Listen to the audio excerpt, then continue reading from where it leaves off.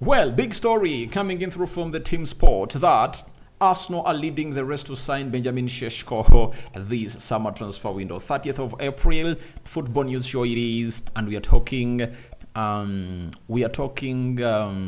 Harry Kane, right? We are talking there is a player at Leicester City who was going to be very crucial in their promotion to the Premier League, and very many teams are really looking at that player. I'm gonna be letting you know the name of that player. We thank God for the gift of life. Second video that I told you that we might go until how many stories? 4 or 5 stories, because we are really having some more stories to go. Second video of the day. Hope you guys are really having fun. And it's the 30th of 30th of April, and tomorrow is a public holiday. Not so. So let's see close to 500 likes. Smash in this video as we talk Benjamin Sesko transfer race to Arsenal, as Arsenal leads the race. Facts have gone ahead to show up, but there are some huge questions that have to be raised onto this scenario as to how and where it's really gonna be given perfect orchestration in there. For you, thank God for the gift of life. The Muslims Barakallahu Fikum, and hope you guys are really doing fun everywhere you go. Now let's start it off with reports coming in from Team Talk. Team Talk have told us that reports have suggested that Arsenal are leading the race for Benjamin Sesko, but Chelsea and Man United can't be ruled out. All right, teams that have gone ahead to line up for Benjamin Sesko this summer transfer window are really huge. Man United is among, Chelsea is among, Tottenham Hotspur is among, and Arsenal is among. But when you look at the 3 projects, you understand, I think the most convincing project for any player to go to is that of Arsenal. But will he get enough playing time at Arsenal? Because Kai Havertz has found himself playing well into the centre forward role. And if Benjamin Sesko comes in through, will he obviously lead the line for Arsenal and beat Gabriel Jesus by that position? That is the huge question. And in my understanding, Arsenal is the favorite position for him to go to. I tell you this. Do you know why? When I was doing this story linking Benjamin Sesko to Chelsea, I told you that about Chelsea, they're having 3 centre forwards. If Nkunku manages to keep fit, there is no way Benjamin Sesko gets into the starting 11 of Chelsea. You get? The only way Benjamin Sesko can get to the starting 11 of Chelsea is when Nkunku obviously stays an injury prone player, and you don't know whether he's gonna be or not. You understand? But the biggest red flag for Chelsea is that they are not playing into the Champions League, and they'll be playing in only 3 tournaments, unless otherwise they force their way out to forge into the UEFA Conference League, meaning that if you're having limited competitions, there is no way you anticipate or promise a player to obviously change him, right? There is no way obviously coming through and really promise a player that, all right, I'm gonna be really rotating you left, right, and center, right? There is no way you obviously do that. So, as it stands, it really looks very, very, very, very, very, very good for the side of Benjamin Sesko, and it looks like Arsenal are really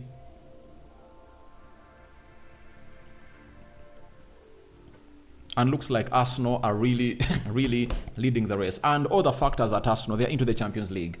All those teams you've gonna hate to see there showing huge interest for this player, they are not in the Champions League. And how do you expect a team that is not in the Champions League to come out and really compete with teams that are in the Champions League? Benjamin Sesko is coming in through from RB Leipzig, where he's really playing Champions League football. That is it. And Arsenal is going to be playing in 4 tournaments: Champions League, Premier League, FA Cup, and the Carabao Cup. Now, it's very easy to convince Benjamin Sesko that you are going to give him enough playing time. That is it. It's very easy to convince him that you are going to give him enough playing time as a manager like Mikel Arteta. And when you look at the youngsters that have got to thrive at the side of Arsenal, you understand that this is the right player to obviously get in through. I think by the end of next month, he will be 21 years of age. And for a player like him, if he comes off the bench, like Jesus leads the line, comes off the bench, sometimes he starts and Jesus comes off the bench because Jesus has a knee problem, then nothing is going to really stop him from really going to Arsenal. I think Arsenal ticks more of the boxes of Benjamin Sesko's interest than Man United and Chelsea. When we talk about Man United, he might really feel pissed because United had a chance to sign Benjamin Sesko way back in 2022, the summer, but they are really overpriced. They wanted 56 million euros, and United was willing to offer 28. Remember, when they're selling this player from Salzburg, they wanted 28 million euros. When United knocked on the door, they said, all right, when you're buying Fred from which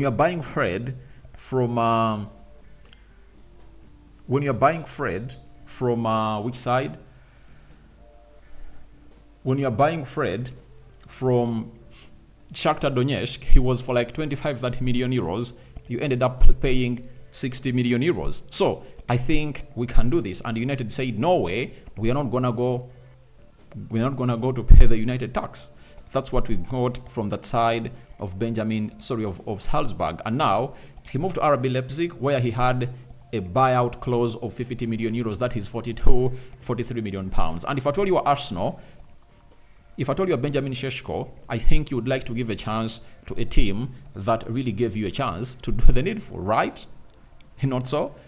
So, Arsenal are in for him, and Man United's side, they'll be playing in 4 tournaments. I know they're going to be playing the UEFA Europa League because they can no longer qualify for the Champions League. They will be playing into the Premier League, FA Cup, and the Carabao Cup. And depending on the people you're having at Man United right now, because I support Man United, you never know, he might be convinced because of the new project and coming in through to compete with Rasmus Højlund, because he believes he can really get some more playing time at the club of Man United, because Rasmus Højlund has been a solo striker at Man United because Anton Martial hasn't gone ahead, obviously get a very good go into the mix. So Arsenal leading the race is really written all over the wall, and I tell you, it's a proven point that they are really having a very good go, right? And there is no way Arsenal decides to sign this player and if they fail to sign him. I tell you, if Arsenal is serious onto this player, they are going to sign him in a nick of time. I tell you, because Talking Ball TMT have told us that Benjamin Sesko's agent, Elvis Basanovic, engaged in discussions with Arsenal, and he attended the Chelsea game as a guest. You understand? So it is written all over the world that Arsenal are in for Benjamin Sesko. You go, and if talks are ongoing, I think Arsenal are really bright at this. Getting a striker for 42 million pounds who has a higher ceiling to become a world class, you get? Relate him to Rasmus Højlund, because Benjamin Sesko is like Rasmus Højlund, but I believe Benjamin Sesko is more talented than Rasmus Højlund. You get him in, and after that, spending 43 million pounds onto him, you go ahead and bring in Douglas Luiz and another midfielder.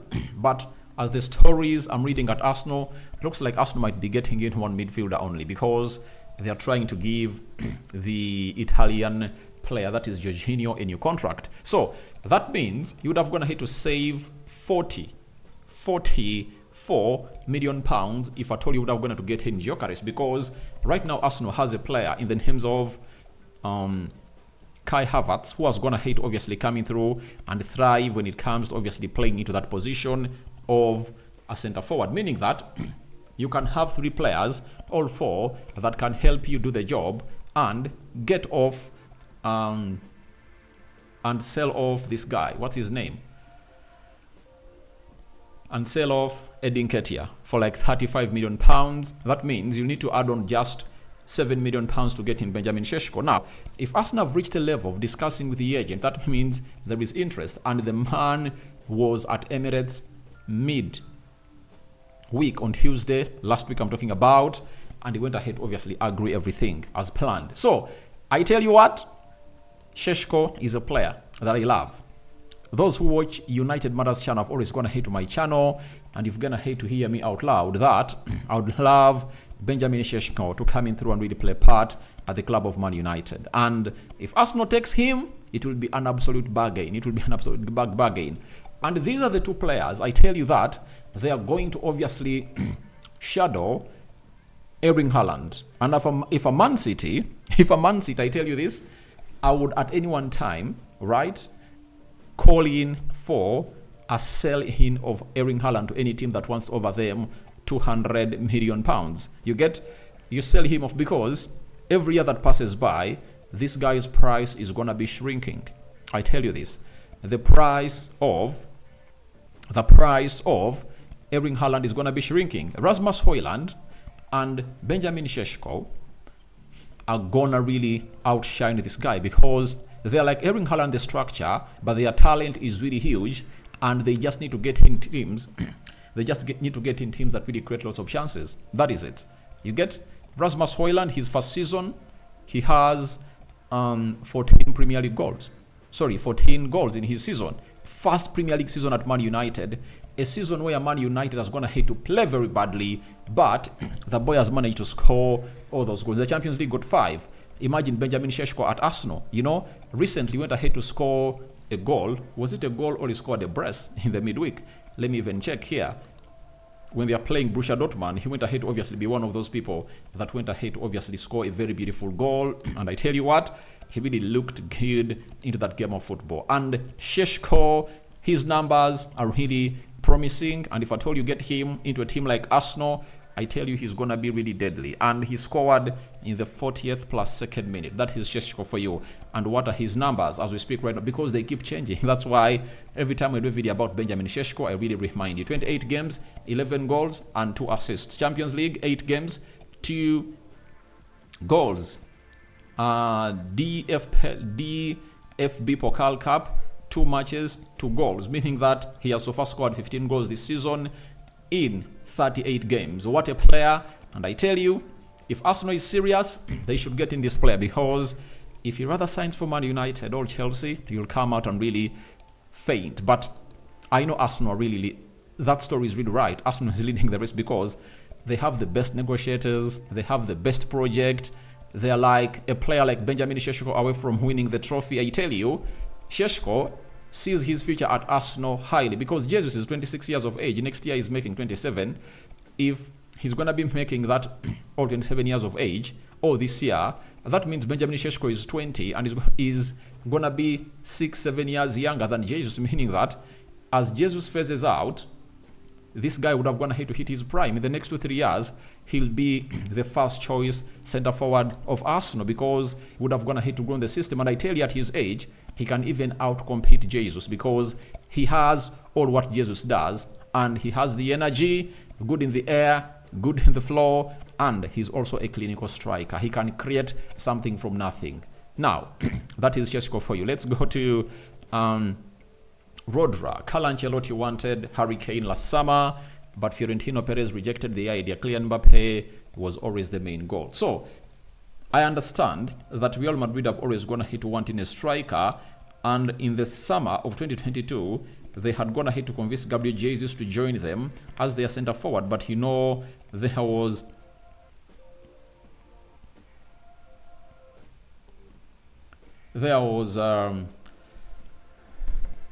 was a problem because they only give 6 visas, for players that are really, non-Spanish players. And after Vinicius Jr. went ahead to get the citizenship of Spain, then that deal could happen for them to bring in other players. That's why you saw that the Jude Bellinghams made way into the squad more easily. That is it. So, but Harry Kane, I think, to pay £100 million for Harry Kane, I'd rather cash it out to Kylian Mbappe as he's sign-on fee to come through, because Kylian Mbappe is the future. Kylian Mbappe is 25, 26 years of age. Harry Kane is 30, 31 years of age. And I tell you what, Kylian Mbappe is the best player in the world. And any team would like to have the best player in the world. So I think the decision that was made by then was really excellent and it was really good. So I loved it. And Florentino Perez went ahead to make a very big decision because the manager wanted what we call a striker, because right now they're playing with Joselu, and sometimes Vinicius Jr. and Rodrigo play into that 4-4-2 system, the diamond, and they're leading the line. So he needed a striker because Karim Benzema had gone ahead, obviously, exit the side of Real Madrid. But Florentino Perez said, no, let's use what we have and we'll get in a striker next time. I think it was really a very good decision. Though he has gone ahead to score against them in a penalty right now. The game is still 2-2 and a few minutes to go, and we're going to come in with what we call the match reaction in here onto this channel. Now we are having Indy. Indy has come out and really had something to say about this guy who everyone is really talking about. He's been linked to Man United. He's Kiernan Dewsbury-Hall. You get? People have come out to obviously find themselves linked. Sorry about that. To this guy. And we've been told today that Leicester City will need to sell players before 30th June to avoid being charged with breaching the PSR regulations this season. Kiernan Dewsbury-Hall will be sold in June, and they want around £30 million for him, with Aston Villa having made inquiries. Now, it's not only Aston Villa that I've gone ahead to be linked to this player. I've gone ahead to see Liverpool, Man United, Aston Villa, Everton. It's a queue of clubs that are interested into this guy. But people will ask themselves, why are they interested in this player? This guy can play in every position in the midfield.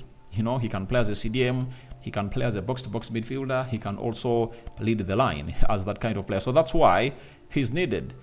He's just 25 years of age, right? He's just 25 years of age. Hear me out. 25 years of age, and he's a midfielder. And he plays for Leicester City. He has gone ahead to help them really qualify for their return into the Premier League. And he has gone ahead to play 44 games in the Championship, 12 goals and 14 assists.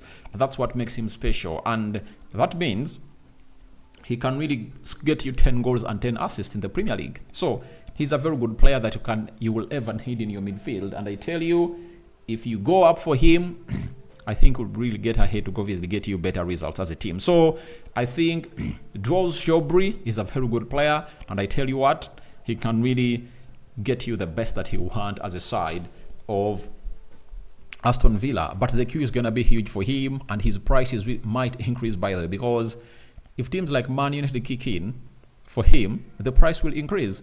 If Aston Villa stays battling up with teams like West Ham, Everton, it will stay at 30. If United gets in, I've gone ahead to see even Arsenal being linked to this player, the price will hasten to £50 million. So guys, your thoughts on Arsenal leading the Benjamin Sesko transfer race are welcome in the comment section below. What do you make about that? And what are your thoughts onto Kylian Mbappe?